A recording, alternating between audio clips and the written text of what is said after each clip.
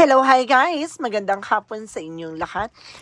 This is Jen Rodriguez from my Sagari Channel, a faith healer, also mata reader. So ngayong hapon na to, tignan natin ang sabihin sa iyo ng ating mga gabay. So this is a weekly gabay for the month of June 10 hanggang June 16 for the sign of Cancer. So, Cancer, welcome to my channel. Ano kayang messages, advices ng spirit guides ang ating masasaga for today's video? Kanino kayang energy or kaganapan sa buhay ng mga Cancerian ang ating mga hagilap? So, guys, this reading is a general reading lamang, hindi lahat makaka-resonate. Kunin lamang po ang makaka-relate sa inyo and comment down below kung kaninong energy ang ating nasaga. But because don't forget to like and subscribe my channel and hit notification bell for more videos update. And of course, maraming salamat sa mga walang sawang pagsuporta sa aking channel, lalong-lalo na ang hindi nag-i-skip ng ads na way pagpalain kayo ng Diyos at may kapal, siksik, liglig, nag-uumapaw na biyayang manumbalik sa inyo. So let's see what is the messages, advice sa iyo ng ating angel spirit. So let's watch this. Ano kaya kaganapan sa buhay ng mga Cancerian ang ating masasaga? Alamin na natin yan. Let's find out. So this is the Hermit card. So this is the soul searching and soul enlightenment. No? May mga bagay na maglilinaw sa about sa spiritual. No? May pagtuklas at pag-alam na may pagkakilanlan. No? May mga bagay na mauunawaan ka dito. May mga bagay na unti-unti mo maliliwanagan. There is something a Queen of Swords as a bigger picture. No? Parang unti-unti mo nang masisilayan ang mga kaganapan sa buhay mo. Oh! So, something like that. So, there's a Knight of Wands for slow and steady. Panatiliing kalmado. Huwag ka masyadong agresibo. Slowly but surely. And because there's a Seven of Cups. So, something confusion, no? Maaring naguguluhan ka sa mga kaganapan sa buhay mo. Maraming oportunidad na papasok sa iyo. May mga bagay kang, kumbaga, naihiwagaan. So, this is the Eight of Swords from a toxic behind. So, may mga bagay na parang napupuno na nababalutan ka na negatibo, no? Negative thoughts or something, fear or judgment with the Five of Swords, no? Nagkakaroon ng self-sabotage that because of your actions. Be aware, guys. The Hermit card represent what? This is the Four of Pentacles to protect your power, to protect your energy. No? Pangalagaan at proteksyonan ang iyong finances and of course ang iyong love life and health. No? The Queen of Swords represent what? The Queen of Swords represent what? The Seven of Wands by protection, no? Protection at pangalagaan mo ang sarili mo, no? At sinasabi dito, makikita mo ang mga posibilidad na kaganapan na mangyayari sa buhay mo. Pangalagaan, proteksyonan, mahalin, no? With the Knight of Wands, represent the Ten of Cups with happiness, no? Magiging masaya ka dito, no? Mapagtatagumpayan mo ang mga plano mo. The Seven of Cups represent the justice, no? Hustisya. No? May mga bagay o tao man sa sitwasyon mo na nanggugulo behind your back. This is a karma is waving. So the Eight of Swords represent the Knight of Wands. So there's a resilience, no? Kailangan tahimik ka lang, hindi ka kailangan bulgaran dahil hindi mo alam yung mga tao sa paligid mo ay hindi natutuwa sa successful na nangyayari sa buhay mo. The Five of Swords represent what? So there's the King of Pentacles being secure and practicality, no? Sa kung ano man ang meron ka ngayon. Kasi nagkakaroon ng self-sabotage that because of your action, nag-share ka ng thoughts, nag-share ka ng information. And of course, possible na may mga taong hindi natutuwa sa successful na nangyayari sa buhay mo. Yun yung sinasabi ko. The Hermit card, because the Four of Pentacles represent the Six of Pentacles. So there's a giving, receiving something by the universe. Magtutuloy-tuloy na rin about sa finances. No? Kumbaga, this is the time, kumbaga, there's something, a charms attractions. Maaring maaring gumagamit ka ng mga charms, no? Maaring nahihikayat mo or parang ang dami mo, kumbaga, or maaring maakit mo ang swerte, no? Parang ganun ang nasa-sense ko. The Queen of Swords,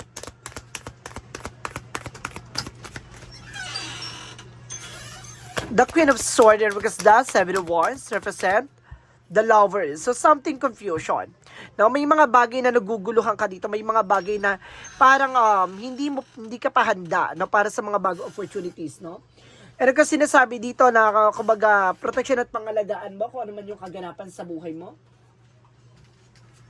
So, let's see what is additional messages for Knight of Wands because the Ten of Cups.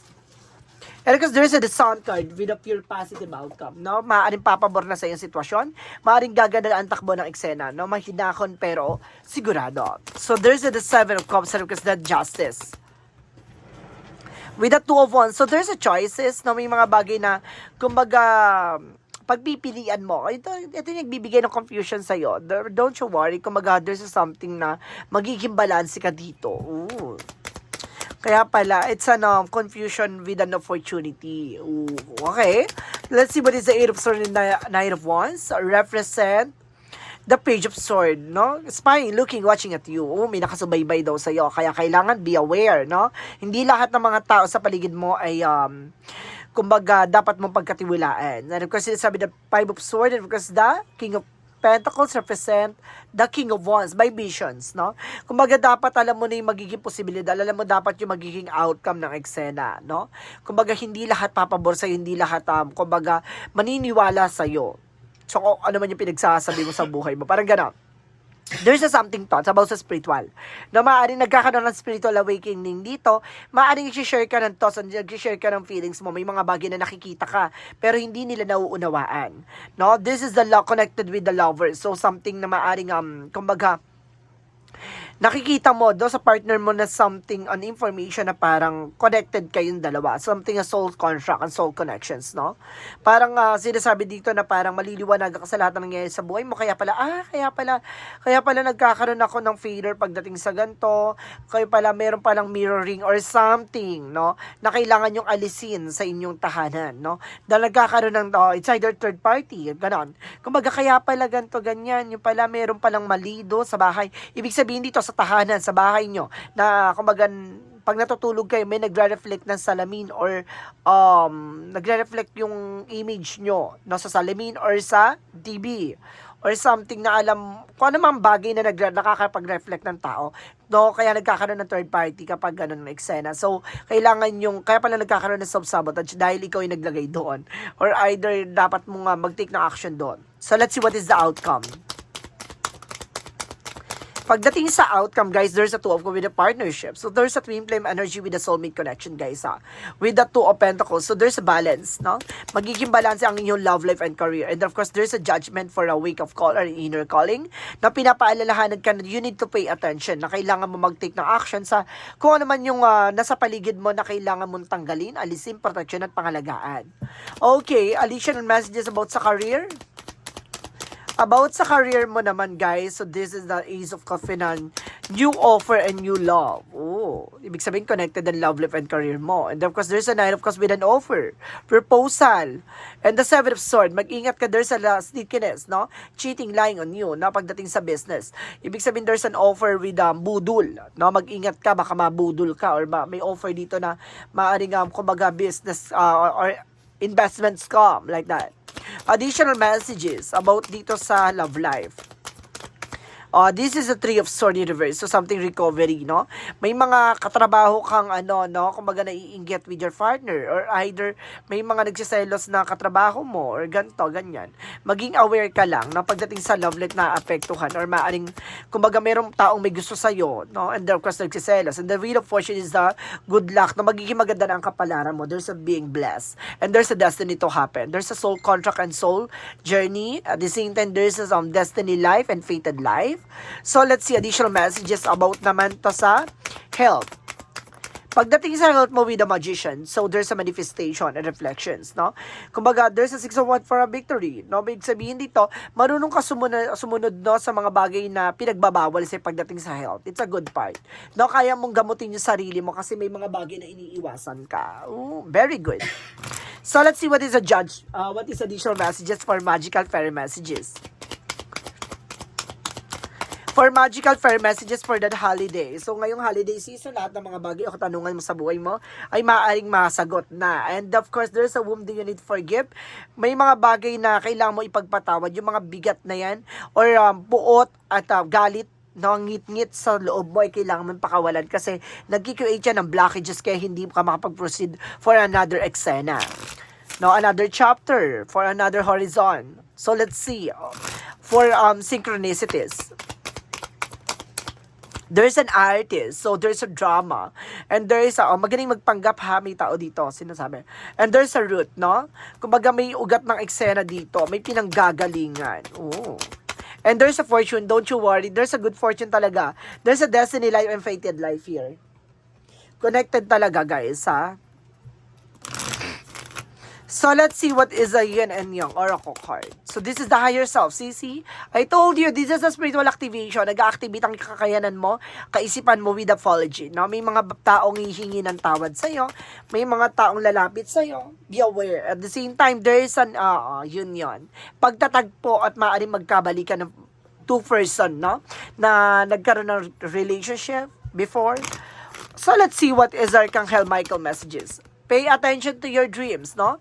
Tumutok ka sa mga pinangarap mo or mga pangarap mo. Parang ganon. Kailangan mong tuparin yun. There's an eternal love, no? There's an everlasting promises dito pagdating sa love life. Maaring kayo na talaga ng person mo or maaring matagpuanan mo na yung person mo. For angels answer, represent what? So there is an if you believe, no? Basta naniniwala ka, no? Na lahat man nangyayari sa'yo ay may ibig sabihin at talagang in God perfect time mangyayari talaga. And there's a remain positive. Mangyari nawa na maging positibo ka sa lahat ng kaganapan sa buhay mo, ha? And there's a no. Marunong ka dapat humindi. Let's see what is the chakra messages. And there's a balance. So, kailangan mo maging balance, eh. And there's some confusion. See? Kumbaga, there's something na naguguluhan ka. May mga bagay na parang hindi mo alam kung ano yung dapat mong gawin. Hindi mo alam kung ano yung mga bagay dapat mong unahin. And there's a miracle. Huwag ka mag-alala. There's a hope.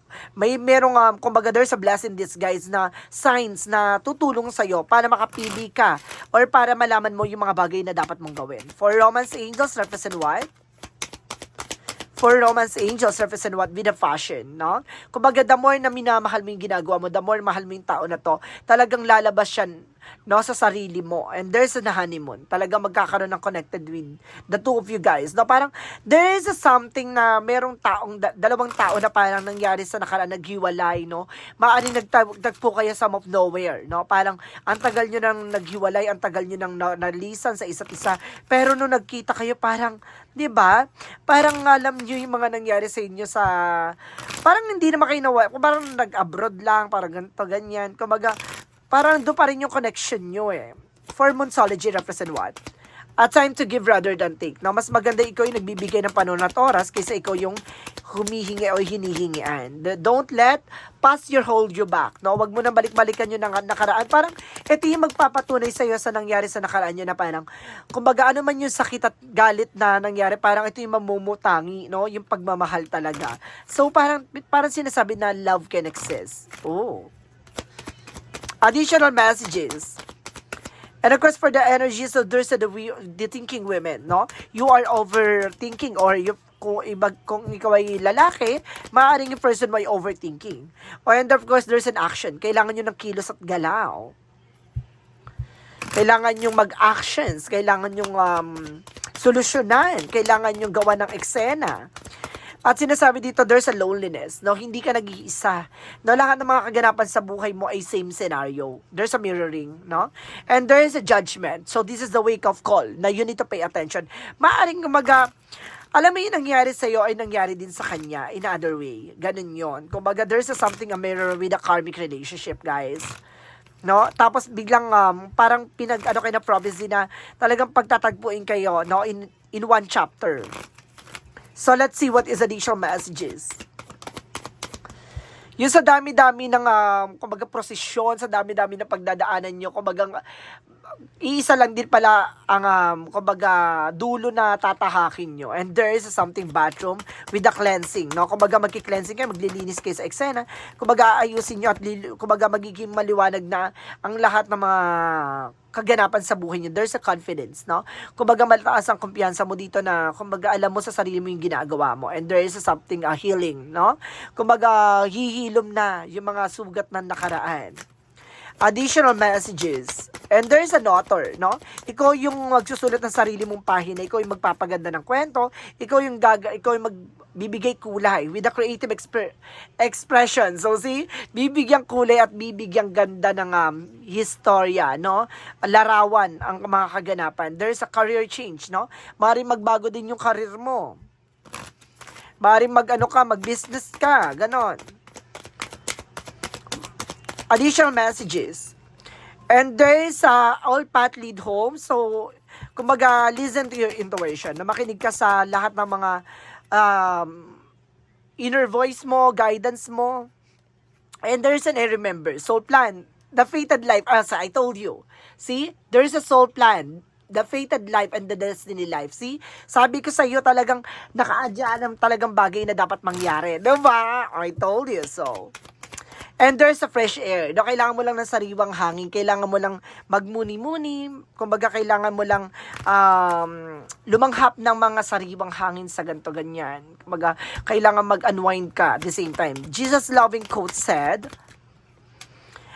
"He that believe on me, the works that I do shall he do, the greater works that they shall he do, because I go to my Father." Kung naniniwala ka sa lahat ng mga ginagawa mo ay ayon sa kalooban ng Diyos, ay magiging maganda ang kahihinatnan nito. Kumbaga, kailangan magtiwala at maniwala na lahat ng gagawin mo in a good way, no? At magiging maganda rin ang kalalabasan niyan. Ganon. Alam mo, sa sarili mo na wala kang lalabag or wala kang ginawang masama, wala kang ginawang mali, ay maaari magtagumpay ka. Ganon. Para sa madaling salita, the more na hindi ka nanlalamang at hindi ka nagsisinungaling sa lahat ng gagawin mo, magiging maganda ang kalalabasan ng ginagawa mo. For angels number represent what? 14, 4, 41 for unique skills, no? Kumbaga, life goal, mission, sense of self-honesty, important project. It is the time of intense self-development. Focus your mind on your craft. You already have what is it takes you to succeed. But practice make you a master. It also serve you to find the true purpose. Leveling up with your career and or business is a priority right now. So, ibig sabihin talagang there's something improvement, development sa buhay mo.